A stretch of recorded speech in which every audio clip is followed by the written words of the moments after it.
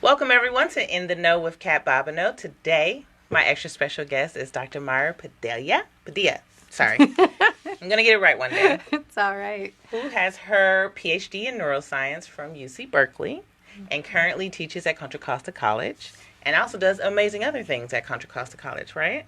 So outside of just teaching. So thank you for being on the show tonight. Thank you for inviting me. Absolutely. Can you tell our audience, first of all, what is neuroscience? So neuroscience is the study of the brain and all of its functions and how, for me, I have my discipline specialty in behavioral neuroscience. Okay. So how behavior interfaces with the environment and how that changes the brain and how the brain helps change behavior. Okay. So I did interview a woman in neuroscience years ago when I was at KQED.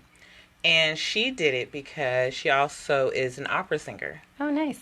But she liked how people would get into character and how the brain operates when you have to change who you are, your behavior, get into the character that you're playing for the program or the show.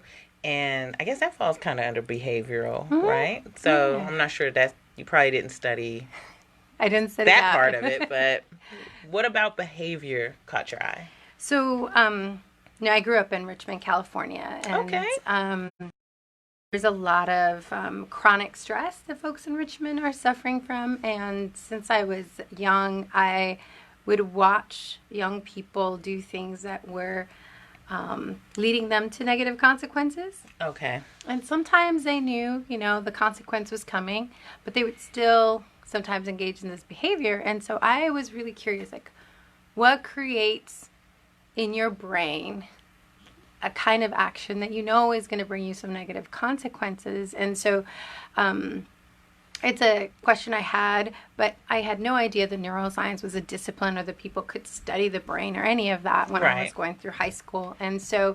I kept that interest throughout my lifespan, and as I transitioned from one educational system to the other and I discovered neuroscience, I was like, this is exactly what I was thinking about. That's right. So that's awesome. So where did you go to school? How did you get started with this? So I graduated from Richmond High in 1990, a few years ago. Right, not that long ago. Not too long ago. And I actually was a teen mom.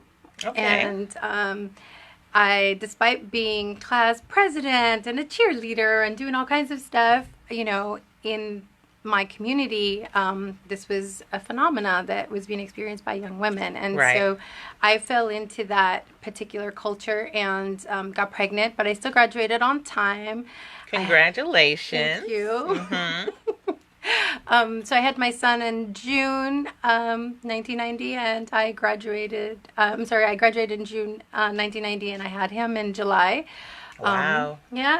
So it took me a minute before I sort of stabilized my life and returned back. And one of the reasons I'm at Contra Costa is that when I decided to go back to school, I went back to my community, and that was a community college that helped support me. Wow.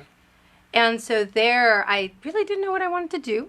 I was a single mom by the time I went back to school. I had married and then gotten divorced.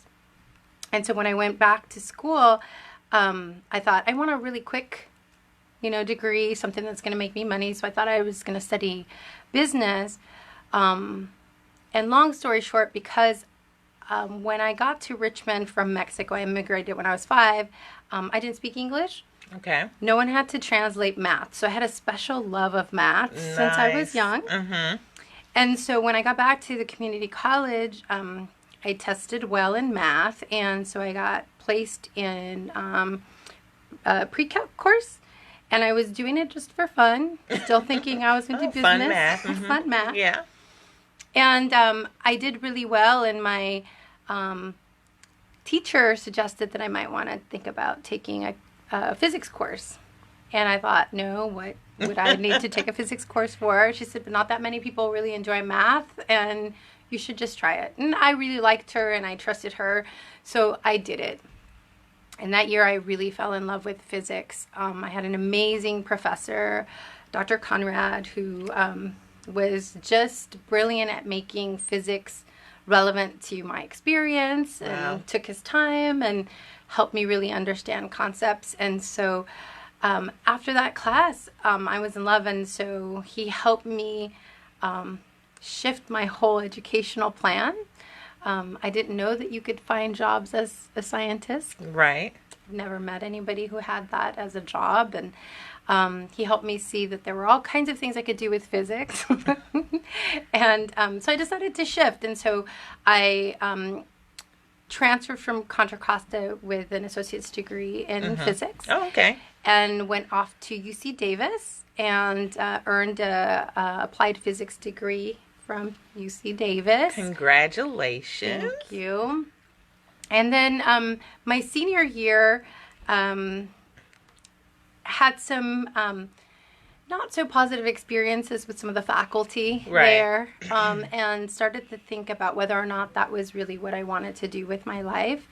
And I was in a program called the McNair Scholars. I know about them. Yeah, and so through a lot of support with the McNair group, I ended up at a conference called SACNAS, the Society for the Advancement of Chicanos and Native Americans in Science. Nice. And at that conference was the first time I ever saw so many people of color that were scientists. And one of the things I discovered at that conference was interdisciplinary work. So like the cross between physics and chemistry. Right. And, and I got really excited about biophysics and started digging into the biophysics world and the research. And long story short, thinking about this question that I had when I was young and my experience in Richmond, I started to see that I could study something called neuroscience. And so McNair Scholars helped me kind of figure out the landscape in the area. And there was a professor at Davis that I talked to. And that year he had actually gotten a job offer at Berkeley. Okay. And when I went and I met him, he resonated with me. He was really warm, and he didn't see that I was, he didn't see in a negative light the fact that I was a single mom. Right. He actually thought that was pretty cool. And so we got to know each other, and he suggested that I applied to UC Berkeley for grad school since he was heading in that direction. He thought it would be a good fit for me with the physics background. And so I did, and I got in, and so I followed him over to Berkeley and was in his lab 1 year as a research assistant, and then the following year started grad school. That's amazing. Yeah.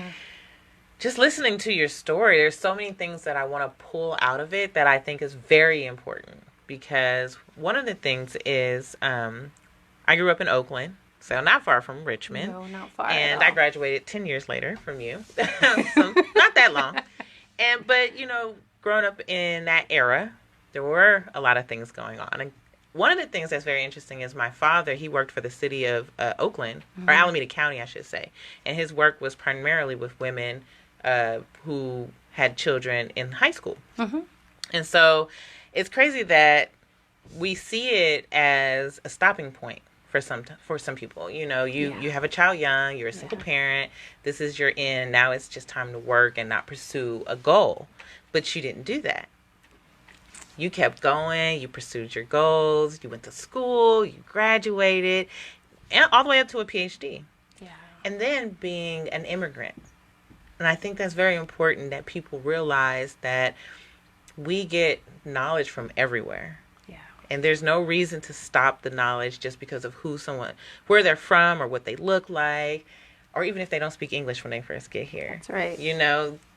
There's so many opportunities if we take it. Yeah. And then seeing someone who looks like you doing the work, like that helps in some aspects, because we don't see that sometimes with people of color, is seeing some of us in the science realm. Yeah. And so you got a chance to meet people at the conference and even boost it, because I know, speaking to some people who go to school where it's predominantly white, it's harder for them because they don't see it. I had a young lady here, she's about to get her PhD in molecular biology from Berkeley, and she went to a conference in Hong Kong. And they were excited to have her there because she was the only Black person to even apply, let alone go. Yeah. So, I mean, I think it's great that, Thank you. you know, you had these opportunities and you pursued it. You kept going. Yeah. So, I mean, I'm over here like super excited, cheesing very hard because I'm like, oh my God, this is the story that some young women need to hear. Yeah. You know, because I've seen it where they think they have to stop because they had a child. Yeah. You and don't. That is not the end of the road. That is only the beginning. That's right. Yeah. It might be a little bit harder. No one's going to take that from you. But you just keep going. Yeah. So I love that. Thank you. So, Thank you. All right. I'm off my pedestal. So once you went to Berkeley and you studied neuroscience, you did behavior, what was your dissertation about?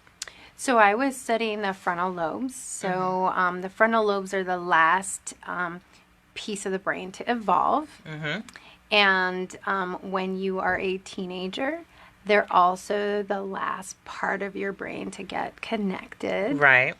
And usually they're one of the first parts of the brain to start to deteriorate with aging. And if you look at all of those different aspects of the frontal lobes in terms of development, it impacts behavior significantly. Mm-hmm.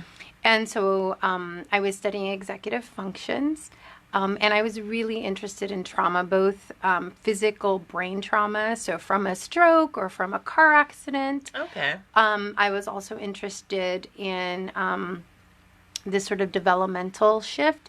And so my dissertation was actually on patients that had frontal lobe strokes. Mm-hmm.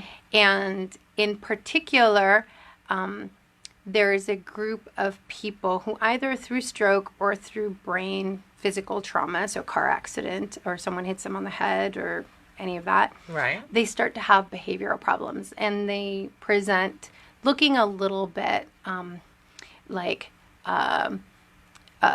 psychiatric issues. Okay.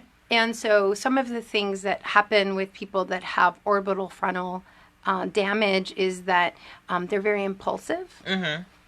And they understand the rules, they understand morals, and yet they can't inhibit their behavior when they have an impulse.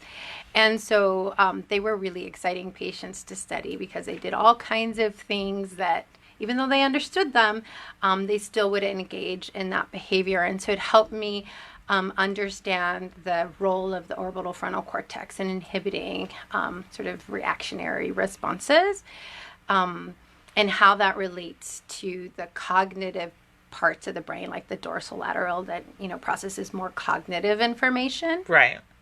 And so that was my dissertation, looking at behavior in orbital frontal patients and trying to discern the cognitive versus the behavioral changes. Mm-hmm. And then once I left Berkeley, I went to the San Francisco Brain Institute, or Sound Technology. It was a hybrid research institute and a for-profit company all in one. So it was an interesting place to work. And there I was looking at adolescent brain development, and I was doing some studies on the impacts of alcohol, caffeine, marijuana on responses. Right. And so that was really interesting, understanding how those substances impact the brain and how they slow down processing and oftentimes create different kinds of thresholds so that actions that you would normally take sometimes get ignited, and then we behave in ways that are not what we normally would do. So that was a really exciting place. And then I was working at SRI International in Menlo Park. Mm-hmm. And there I continued to do some adolescent development work. I got interested in the impact that alcohol was having in the brain, and in particular with recently sober alcoholics. Okay. And so did some research there and some sleep research and some aging research. So that's kind of the scope of the research that I engaged in. Oh, that's cool.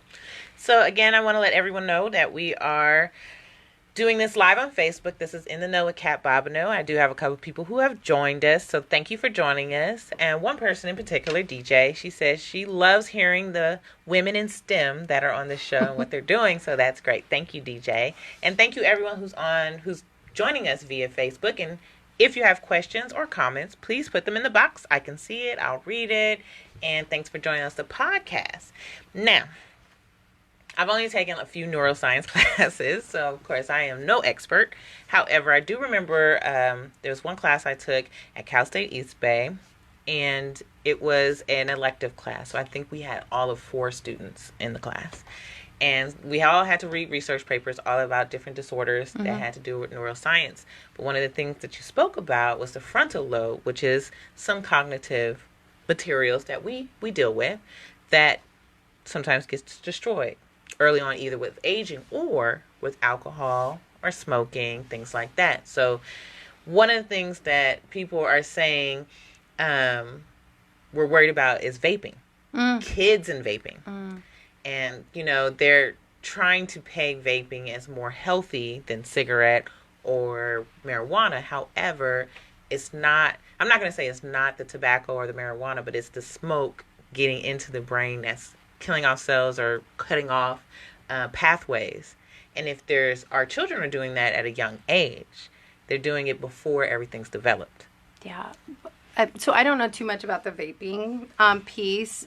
Wasn't happening when I was doing research, but I can speak to the fact that anything that causes toxicity in the brain, right, is going to cause some damage. And one of the things that I can speak to is that folks that smoke or drink early on tend to have environments that are causing them some stress. And chronic stress is definitely damaging to brain development. Right. And one of the things from studying alcoholics that also oftentimes translates in some ways to folks that smoke is that this is a way of self-medicating. And what I found with alcoholics is that there was some literature to say that there was already some brain damage associated with alcoholism. And from my perspective, I didn't see it that way because I knew a lot of functional alcoholics. Right. And so I came at it from a very different perspective. I thought that they were very hyper aware, and that was maybe causing some stress. And so in studying them, I found that the anterior cingulate, which connects to the frontal lobes, processes a signal when we're expecting a reward or we're predicting something. If it doesn't happen or if a negative consequence happens, it actually sends a signal that says, this is an error, this is not right. Reprocess this, right? Rethink this. And what I found in alcoholics is that they have a very large response. So they are always actively engaged, and they're always having a signal that says, this is not what we predicted, right? Okay. And then they do alcohol, and that signal is dampened. Okay, so it's kind of like people are stressed and they're trying to get to the level of being less stressed. But right now, because of it, the brain is signaling to them, hey, you're stressed. This is a problem. This is not what we wanted. This is not what we anticipated going through our day. Stepping out of the car and spilling coffee on our shirt is not what we expected this morning. But it happened. So now I'm a little stressed out. And, I'm going to dull it with alcohol. Yeah, self-medicate. And so this has some implications, right? So when I started to see that people were self-medicating in chronic stress situations and doing all kinds of interesting things to medicate, right? So it could be drugs, alcohol, the sex, all kinds of things, right? Being violent and internalizing violence and externalizing violence, all these different ways you're processing stress and trying to get rid of that anxiety. Right. I started to think really critically about, well, how do we learn how to control that anxiety, and what happens in people's environments to try and create less stress. And I started getting interested in sort of Eastern philosophy and mindfulness. Okay. And at the time, it was kind of re-entering academia, and several of my girlfriends from grad school were very interested in positive emotions and the brain and the role of meditation. And so I started to do a lot of reading and started to see the impacts that training our minds has. And there's a lot of evidence that when you do have a practice like that, you can actually decrease those stress signals. Right. And so I got really interested in sort of applying mindfulness in chronic stress situations. So I ended up at the time, Stanford, while I was at SRI, got a big infusion of money from the Dalai Lama. Oh, wow. And they opened up a center called C-Care, and they have a class that they were offering. And I took the class to learn how to be a mindfulness instructor, and it's sort of secularized Buddhist tradition from Tibet, and the Dalai Lama's translator helped write the curriculum.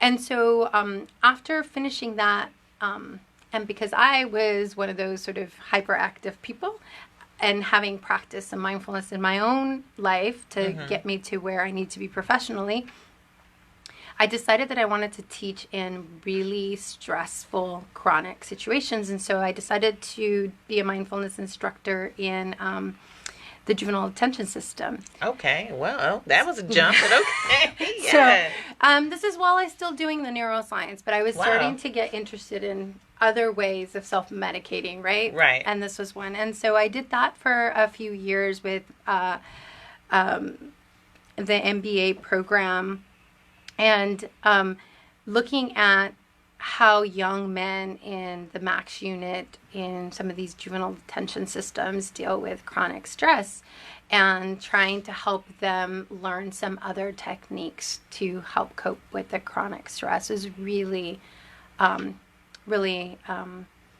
for my science, was really important, because it was helping me get to a place where I could help people in high stress trauma situations have alternative ways of coping. Yeah. So that's really cool. I mean, it sounds like you combined your education in neuroscience and behavioral neuroscience with the understanding that everything here is dealt with or is a product of stress or a product of self-medication. And so because we've done all this in order to be in a happier space, how about we create that happier space with being mindful of what we're doing on a consistent basis. Yeah. So that's really an interesting, neat transition from the education you got at school versus what you've seen and where you've worked, and going into it from a different perspective. Yeah, and I think that is something that I find I have in common with a lot of people of color who do science. I started off thinking theoretical physics was going to be something I wanted to engage in, and the reward of that is so abstract and so far away and not as tangible. And because when I grew up I was poor, I wanted something tangible. I wanted something that I could show, right? that would make an impact in my community now, not later. And so I really think that is one of the drivers that helped me shift my career in this direction. And one of the things I wanted to share with you is that my last study at SRI was around this brain development in young people, adolescents. And I was in Menlo Atherton. Okay. Very high socioeconomic status, right? Okay. These are kids of CEOs, CFOs, the who's who in Silicon Valley. And I was looking at wanting to study young people under chronic stress. My stereotype of that community was, what kind of stress do these kids have, right? Like they're driving BMWs to high school, right? They are, and they have everything that they need. And I didn't realize that they actually have significant stress in their lives. And I was giving a psychological battery because I was trying to find young people that didn't meet criteria for alcohol abuse or drug abuse or anxiety or depression. And it was really hard to find young people in that community who already weren't self-medicating. And based on this psychological battery of questions, the number one stressor for them was our educational system. Really?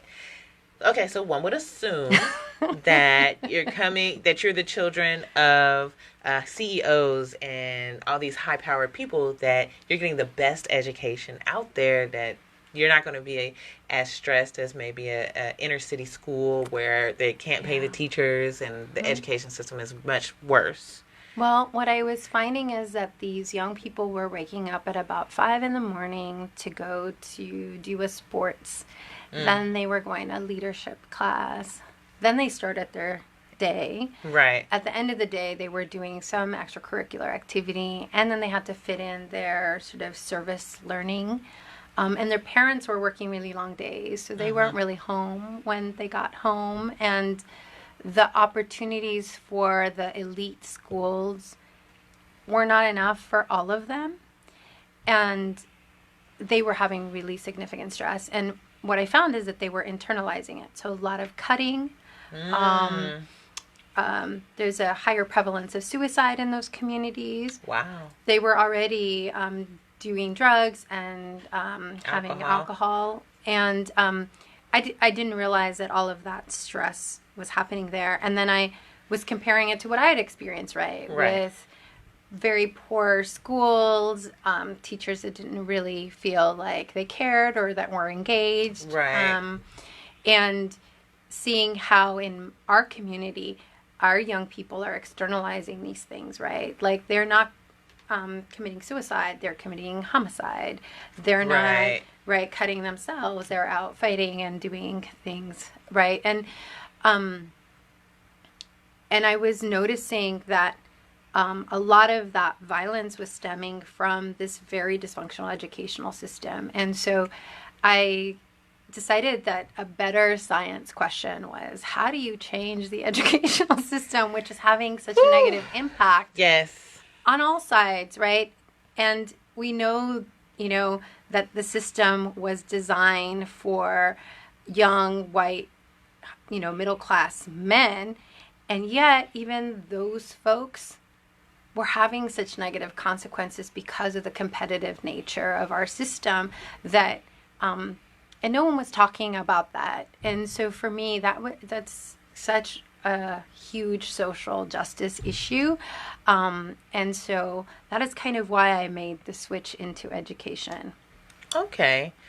I'm going to take the moment to say thank you again for everyone who's joining us via Facebook Live. If you're listening to the podcast, we do this on Facebook Live every Wednesday at 6:30. We did go a little early today, but that's okay. It was like 7 minutes. DJ said, "You're welcome. You both are amazing. Thanks for sharing your story." And Christina said, "I'm listening with my teenage son." And thank you for your story. And then also we have Melissa from Australia. She said, "Enjoying your guests from a smoky Sydney, Australia."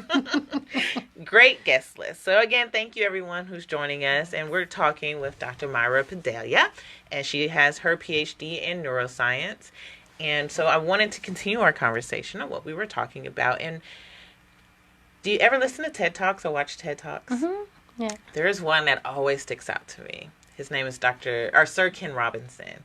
And he does a lot of talks on education. Mm-hmm. And I think his talks are amazing. But one of the things he's often said is that we treat education like we treat, like we're still in the industrial era, where we're in a factory and we're pumping out this education. And we're thinking that because you're 7, you belong with all 7 people who are 7, and your education has to be along the same level as that all the other 7-year-olds in your classroom. However, they don't all learn the same. Some are going to be a little bit higher on the spectrum and some are going to be a little bit lower. And so we're teaching all of our students like they're a factory and we're pumping them to the next level, graduate, instead of identifying the education that they need. Yeah. And back, before classrooms really became segregated like that, all students were in one class. And you're going to learn at this basic level, whether you're 7 or 10. And then we're going to get you where you need to be. And another part that sticks out to me is Hidden Figures in that movie with the young girl who's in a class with all of her peers. And they realize that she didn't need to be in that class. Yeah. She needed to be higher. Yeah. And we don't identify that as well. Unfortunately, from what I've seen in a lot of schools, and I'm not saying it's every school, but as soon as there's any type of behavioral or education that's lower than the rest of the students, they deem them as IEP. They want to give them prescriptions. They're saying that they're basically less than the rest of the students. They put them in a special class, or they have these special arrangements for their class. And I've seen students abuse it. They know it. They know that they're considered this, and they can do whatever they want because they're not going to get in trouble. And I don't know. It's hard to education system. I have no idea how to fix this. Well, I do a lot of thinking about this. For me, it's a societal values issue. And what I mean by that is, while I appreciate all of the things that a capitalistic society can offer,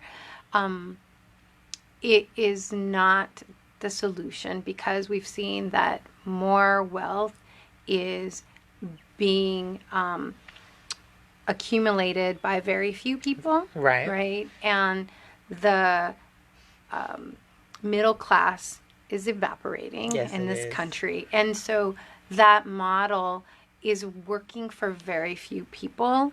And so that has all kinds of downstream implications. This belief that we don't have enough of things, right? This scarcity belief, I think, is very American, and it goes hand in hand with capitalism. And while I think it's important for folks to do well and earn things, there are some things that we should not have to earn. There's some basic human and civil rights and some level of comfort that our ability to create things through technology can offer the entire world, right? And so from my perspective is around putting our resources into the places that we value, and shifting from having a really competitive structure that's based on scarcity to creating abundance for our country and for the world, and being collaborative in nature to solve some of the biggest world problems, including the educational issues. I mean, fundamentally, you have higher ed saying we value research and science. And why is it that we don't value teaching, right? Right. As a skill set. And if I'm paying a really high tuition, you would expect that the people that are teaching have skill sets in pedagogy and curriculum development, but that is not the case for higher ed. And so that's sort of what I mean about the skill set. And the long connection back to the point that you were making is that we have a nation that's unhappy, right? By most standards, if you look at the happiness scales, we are not a very happy nation. We aren't getting our basic needs met. And we are in a situation where our educational system is actually damaging all of our children and creating chronic trauma and stress that just manifests itself later on in their work lives. And so if we really want to change that, we need to invest in educating the people who are teaching our children. Right. To be collaborative, to understand how to be human beings and pull out the strengths from every one of their students, because everyone has a gift. Absolutely. Right? And so how do we shift to a society where that's important while still maintaining high level of rigor around the sciences and the social sciences, right? Like, I think that we can do both if we resource our instructors and really shift the motivation that they have to actually acquire those skills. Right. There are a pair of comedians called Key and Peele. Okay. Don't know if you've seen them. No. Okay. They were on Comedy Central for a while. Okay. But they did a sketch show on comedy. But one of the things they did is if we treated our teachers like we treated pro athletes. You know, and it's like, hey, coming down the thing. History teacher, Mr. Williams is coming in. He's going to be teaching this. What school is he going to go to? They're offering 100,000 here. Or they're going to offer this here. And it was like a really good sketch because that's what we don't do. We don't treat teachers like they are important and valued.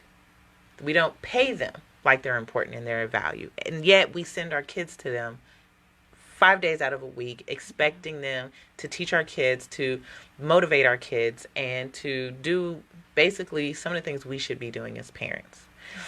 Yet they are not, and there's a lot of teachers, especially in the Bay Area and how expensive it is, who have second jobs while trying to teach our students, grade papers, and work to actually have a living.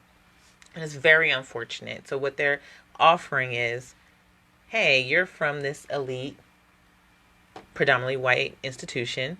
Why don't you come teach in an inner city and we'll forgive your loans? So there's a bunch of them flocking to the inner city to teach, but they're not used to that climate. And they're doing, a lot of them, not all of them, are doing it to forgive their loans versus to do it for the sheer joy of educating the masses. So we have students who are falling through the cracks, who are not getting what they need. And I'm going to also put it on the parents. If this is something you're noticing as a parent, I've said it time and time again, your kid shouldn't be wearing Jordans or have the new iPhone or, playing this extracurricular sport if they're not doing well in school. Yeah. And you shouldn't be up there at the end of the year or the end of the semester asking why your kid is getting this grade. Because I know teachers are sending it all semester. So where are you when it comes to making education important? And if you're not making it important, and the teachers, some of them are not, what do you expect our kids to do? Yeah, that's a huge question. So, as a single mom, I know how hard it is to make time to go to work and maybe sometimes have two jobs, and sometimes you have support, sometimes you don't have support. And so this again goes back to our social values, right? If we had systems in place to support all parents to be able to be more engaged in the schools, I think they would for the most part. And instructors come in with very little community understanding and don't know how to make their classes culturally relevant, and don't understand that students are in a classroom where probably most of their lives, if they're coming from inner cities, got really negative messages about who they are, right, and their ability to engage academically, right? And so the kind of nurturing environment you need to create to be able to offset the trauma that most of our young people come in with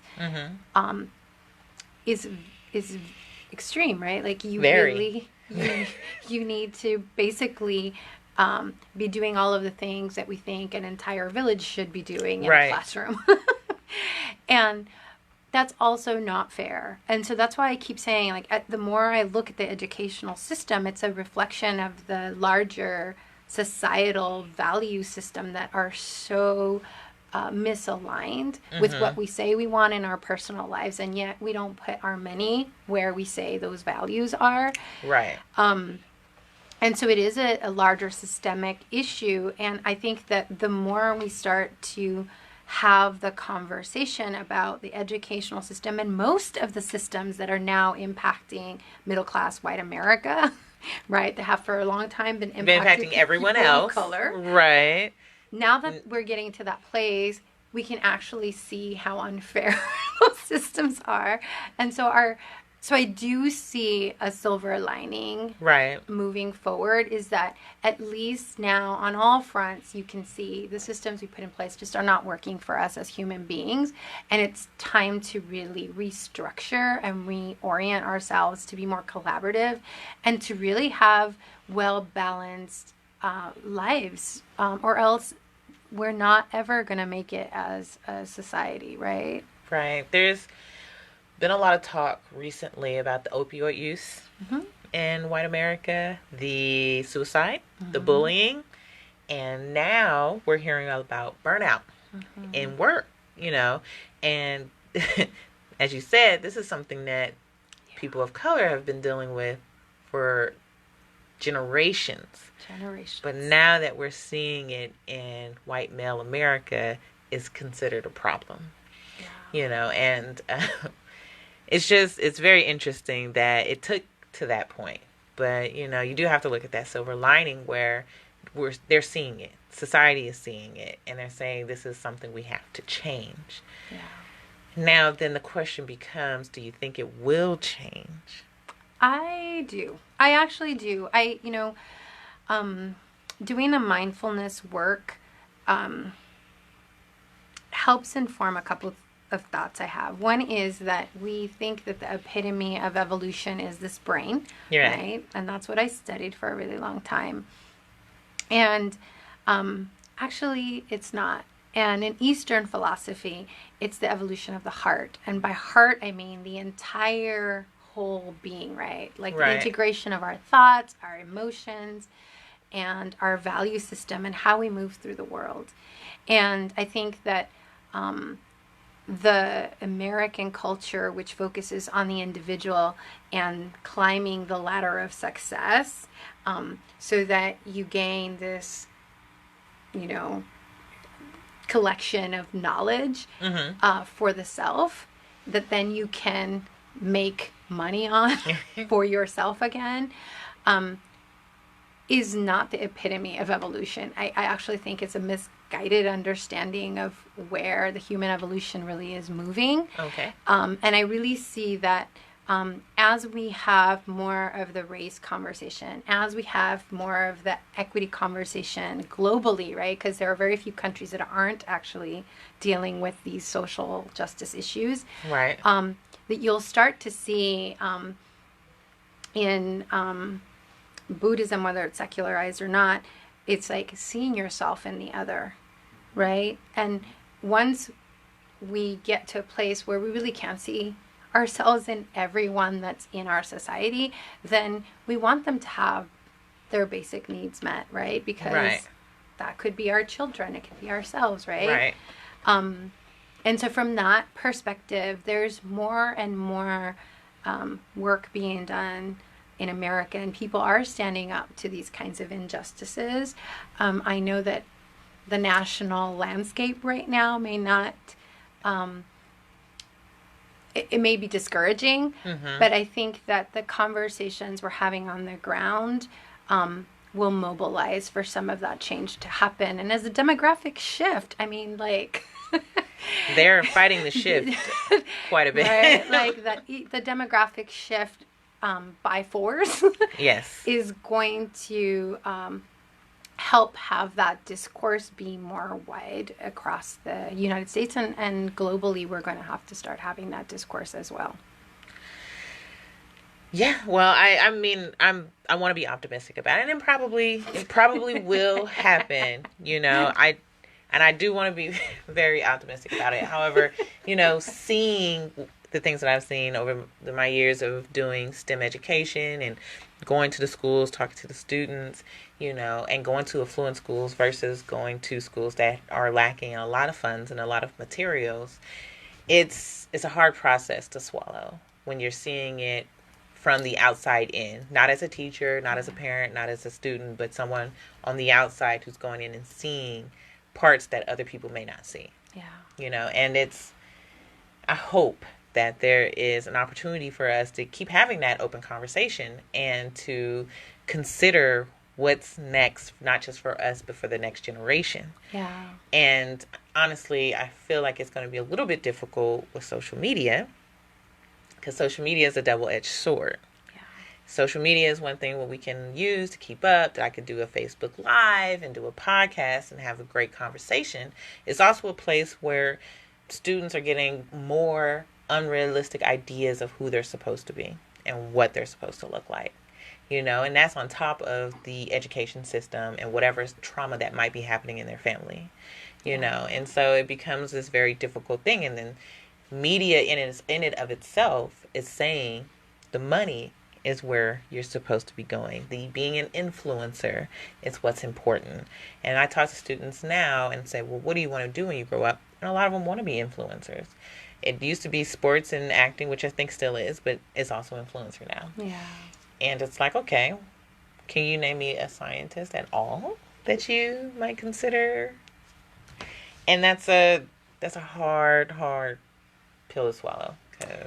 So there's a young man that Robin Lopez is his name, and he was part of the Center for Science Excellence, which is a program that we offer at the community college. And he is a instructor at Metas, which is another program that I run for K through 12 grade students. And he's now a graduate student at UC Berkeley. Okay. And he's getting a PhD in environmental science, and he's looking at water ecology. And I would consider him a sort of influencer, right? And he has very sort of traditional by the standards that we grew up with, right? Has a really gritty story, and became a graduate student. And he uses his social media presence to promote young brown men in science, right? And so I think that the more that people of color get into science, the more we can have these kinds of messages, right? Like, again, being a scientist and maybe achieving a Nobel laureate is a fine goal. Yes, very great goal to get. It's a great goal, right? But the majority of us aren't going to do that. Right. And so how can we use our brain power and our influence in our spheres to really drive home some of the values that I was talking about that can help shift our society? And I think most people that I know that are in science, that are people of color, are using their voice that way. Great. And so for me, there's a lot of hope. But again, that needs to rise to the level of national attention. Yes. And so perhaps one of the things I say, and this is going to be a little controversial, but I always say, a wound, as it's healing, pushes out the pus. Right? And sometimes this yuckiness that you see at the top is an indication that all of the things that have been damaging the insides are being pushed out. Getting pushed out. And so for me, unfortunately, that national situation is like pushing out the pus out of America and really bringing it out and having us all mobilize and say that is not who we want to be. Right. And using our voices to say that loudly and proudly, and to start to say how you view the world is not how we want our children to live. Right. And that's a good thought. And hopefully that's one of the things that we can start to implement in our lives. Because I went on a trip with geologists to New Zealand last year. Oh, exciting. Oh, it's on my list. New Zealand is amazing. But it's interesting because there's 2 islands in New Zealand, North and South Island. However, all the people of New Zealand can fit in LA. Yeah. So that's how... And so we had people in New Zealand who was like, how could you let this happen? And what did y'all do? And why don't y'all do gun control and all this other stuff? And I had to keep reminding them that all of you fit in one city, not even a state, one city of America. And that's how many people we have that we are trying to talk to and trying to get to understand and to change and to be mindful of where we are nationally right now. Yeah. And how that is impeding what we're doing and how it looks to other countries. Well, I'm glad you brought up New Zealand. One of the things that I think is missing in the discourse is Indigenous people knowledge. Yes. And, even in the sciences, we don't acknowledge that pyramids were built, right?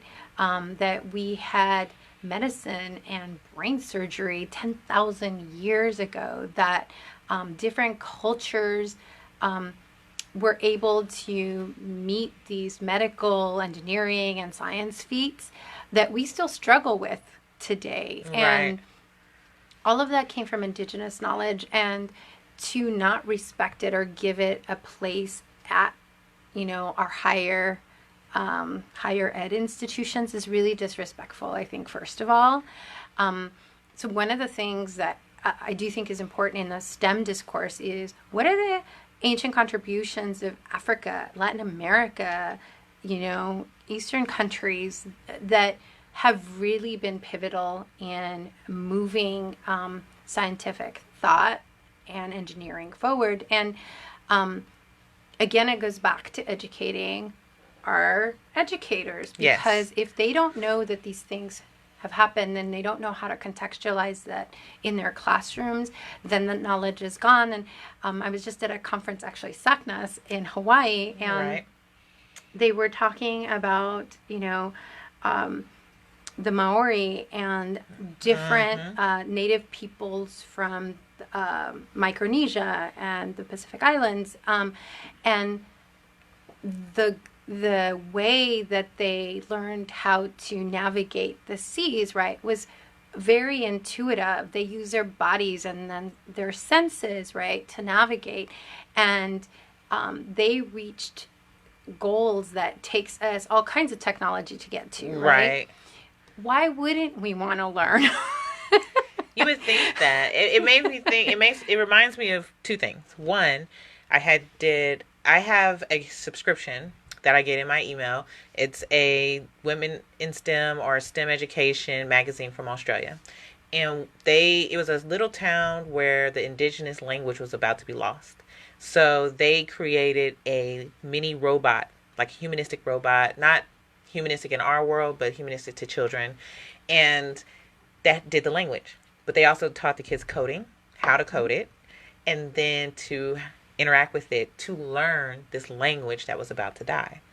And then number two, there's a scientist at the labs in Berkeley that I had met, and she's no longer there, unfortunately, but she was an astrophysicist.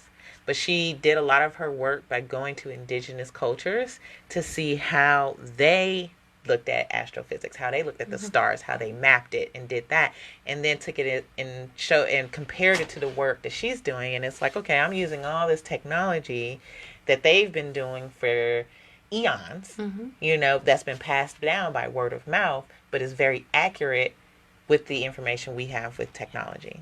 Yeah. And it's very unfortunate that we don't see it that way. New Zealand's doing a lot better than us in that perspective. They're not great. When you hear the whole story of what happened in New Zealand, it was because they fought back. Yeah. They fought hard, and the European people who went there had to respect it eventually. Yeah. But I agree with you that it's very unfortunate we don't look at what indigenous cultures have already created and already done. I'm sorry, it just makes me laugh because I was thinking about, it was some scientists who claimed there was aliens who did the pyramids because they could not figure out how they did pyramids with no technology, which is ridiculous, and it's like, okay, just because a culture figured it out before you doesn't mean it was because of aliens. That's right. And, and there are many things that we know that indigenous people figured out, and then folks with means take those concepts and create patents and then make money from them. And so this is the other thing that I think is really a very sad aspect of our culture, is that even in neuroscience, where I thought, folks are in it to try and do good for the world, every little thing that you learn, which is supposed to be, right, for the public good, right, Right. as scholars and universities, we're offering this knowledge, right, as a basis to create more knowledge to solve the world's problems. But folks are figuring out, like, well, if I can make money doing this way, right? And they're spending so much brain power and so much energy figuring out how to make money for themselves that there isn't this focus on what do our societies need. And what I do think indigenous cultures did well is they learned about the sort of laws of the universe because they wanted to meet a particular solution to a problem they were facing, right? Right. And there's so much we can learn, even fundamentally how they approached understanding the way the universe works, that I think could really inform us Right. and help move science forward and help our culture move forward. Yes, I think it's important that we are more open with sharing our ideas and sharing our findings and saying, I couldn't have done it without you. Yeah. Stop being the crabs in the bucket and pulling each other down. Instead, pull each other up to the next level. Yeah. And the more we work together, the more things that can be done instead of wanting to put a price tag on everything, including scientific journals and writings. Why can't we just read that if we if we want to and we have to pay for it, But that's neither here or there. But we're getting low on time, so I wanted to give this opportunity to ask you, what is something you do outside of science? Oh, I love to dance. Okay. I'm a salsa dancer, and I do some tango. I'm not all that great at tango, but I've been learning kizomba. Okay. Which is kind of a cross between tango, salsa, and hip hop. Okay. And it's a very sultry dance, and so I've been having a lot of fun. I feel like partner dancing allows me to shut down my brain and just follow and just be present in the moment, and so I love it. That's awesome. One of my favorite things to do. Yeah. Okay. How long have you been dancing? Probably all my life. Okay. I'm a very anxious person naturally, and so I have a lot of energy. And I learned young that if I wanted to get some of that energy out, like moving my body was a really positive way of getting it out. So That's I've been awesome. moving and shaking my booty for a long time. That's awesome. I'm not mad at that. So is there anywhere we can see your dancing? Not online, but if you go out in the Bay Area, you might catch me there. Okay. And so what are you currently doing at Contra Costa? So I'm the Dean of Institutional Effectiveness and Equity. Okay. And I run the Hispanic Serving Institutions, Science, Technology, Engineering, and Math initiatives. And so been doing that for a few years. Really, my job is about trying to develop an understanding of what our students need to move forward, right? Some of that stuff that I was talking about earlier, trying to help institutions think about what's in the best interest of students, and helping the college set its goals and move resources in the direction of our values. Okay. And in a way that allows our students to have what they need. I don't know if you know this right now, but in our district and in our college proper, about 55% of our students have been facing housing insecurity, and about 65% of them have food insecurity. So that means that over half of our students are coming to us hungry and not knowing where they're going to sleep. Yes. And that's a huge issue, right? Yes. Again, back to social justice. And so how do we, the way that our funding works today isn't enough to be able to resource students the way they really need to be fully present in their education. So what are the things that we can do to better support them? So that's kind of what I'm doing these days. That is a that's a admirable thing that you're doing. This is way harder than the physics. Right. Neuroscience. It's very, very way admirable. harder than either of those disciplines. Yeah, because when you think about college, it's already expensive.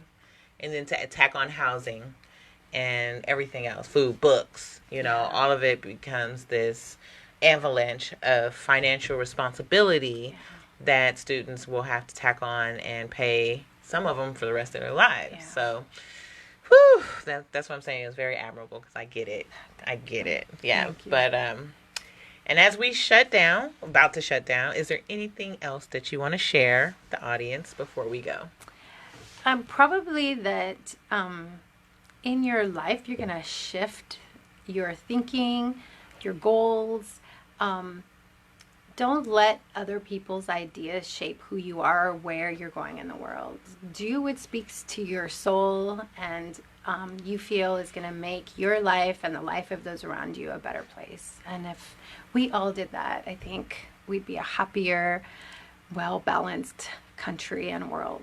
I think so, too. I think that if I'm going to put it to you this way. I mean, I grew up in the church, and I'm not as religious as other people because I grew up in it, and so I've seen the other side of it. But the thing about preaching about God and seeing God and acting God-like, for me, it's seeing the God in you is how I see the God in me. So if I can't see it in you, then I'm not seeing it in me. That's right. So I should treat you as I would want you to treat me. And hopefully if we can get to that perspective, we will be a happier country and a happier nation. Yeah. So thank you for joining me on the podcast tonight. It was fun. If you know anyone else, let them know. We'll revamp again come January. Thank you, everyone who joined us via Facebook Live. All the comments and questions. Thank you for everyone who's going to be listening to this later as a podcast. I did want to shout out my friend Steve. He has his own business. He has a comic book that teaches science. It's called Guardians of Cure.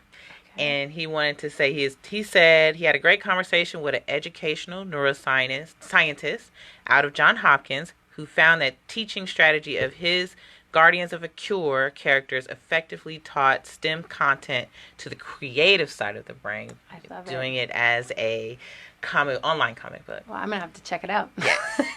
So, thank you everyone again. I hope you guys have a great rest of your week and a great holiday. So, good night. Good night.